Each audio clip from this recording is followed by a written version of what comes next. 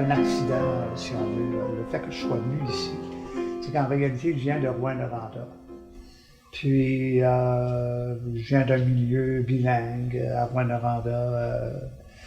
Et j'ai fait mes études à Winnipeg un peu pour connaître le Canada anglais. Puis, à la fin de mes études, ben, j'ai décidé de revenir dans le coin parce qu'il y avait... il me semblait qu'il y avait des possibilités d'emploi ici, puis des possibilités aussi de faire des choses qui m'intéressaient, moi, ce que j'avais appris à l'école, que je pouvais, disons, le mettre en pratique. Hein. Tout seul, un petit peu, dans un milieu vierge. Puis, en arrivant, ben, j'ai fait une rencontre. J'ai rencontré un monsieur Monette qui était montréalais, qui a eu la chance d'hériter d'un bureau, un vieil architecte là, qui laissait l'endroit. Puis, nous, bon, on représentait la nouvelle vague, la nouvelle génération. Et, disons, une chance aussi parce qu'il avait le don d'aller... de connaître un peu tout le monde, d'aller faire les contacts avec les gens de gauche à droite. Et, moi, je pouvais me concentrer plus sur le design, plus sur des choses qui m'intéressaient. C'est quoi la première œuvre que tu as faite quand tu es venu ici? Quand je suis venu ici, la première œuvre, j'en ai fait plusieurs qui... 3 ou 4 là, qui sont encore, disons, des œuvres qu'on reconnaît, qu'on identifie avec Val-d'Or. Par exemple, l'Hôtel de Ville, le Palais de Justice, l'hôtel L'Escale, certaines bâtisses comme ça, là, qui... aujourd'hui, on peut pas passer Val-d'Or sans penser à ces bâtiments-là. L'architecte, c'est quand même, c'est un rôle très particulier. Je veux dire, c'est un rôle de créateur, mais en même temps, tu crées pas juste une œuvre pour toi-même, tu crées un endroit où des gens doivent fonctionner. Ça a tellement de facettes. Je dirais que j'étais plus intéressé par mon propre développement que, disons, le développement de la ville, puis j'avais quand même une vie sociale ici. Là. Je me suis mis à faire du théâtre d'amateur, par exemple, parce que j'avais besoin de m'exprimer connaître du monde qui était intéressé par le milieu artistique. Puis, mais je ne sais pas, j'avais comme une relation assez détachée par rapport à la population. Puis j'étais, je dirais, un petit peu égoïste. Je cherchais d'abord à développer mes idées en fonction des choses que je voulais me prouver ou que je voulais expérimenter, comme une recherche de la forme.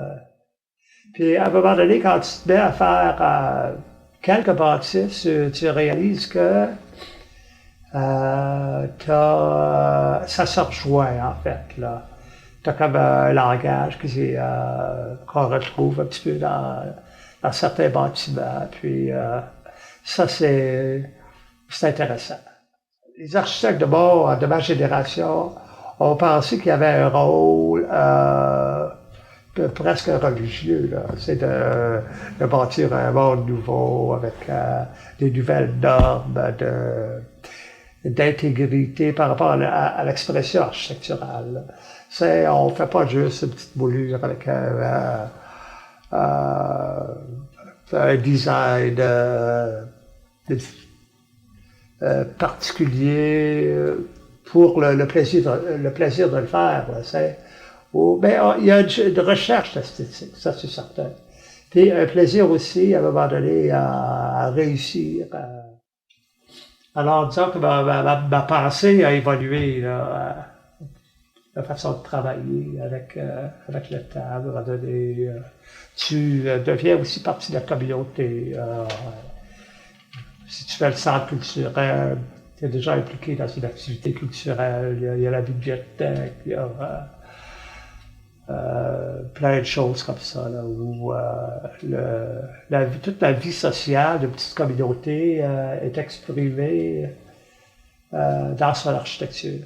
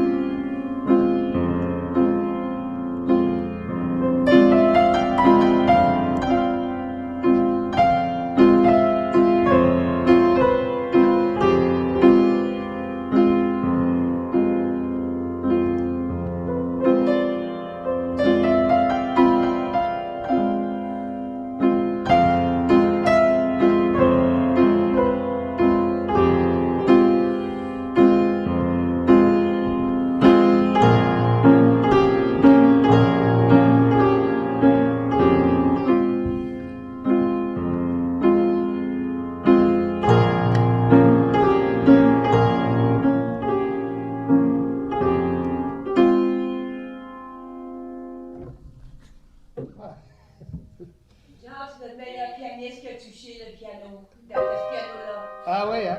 Ah oui. Tante Louise n'a jamais joué dessus.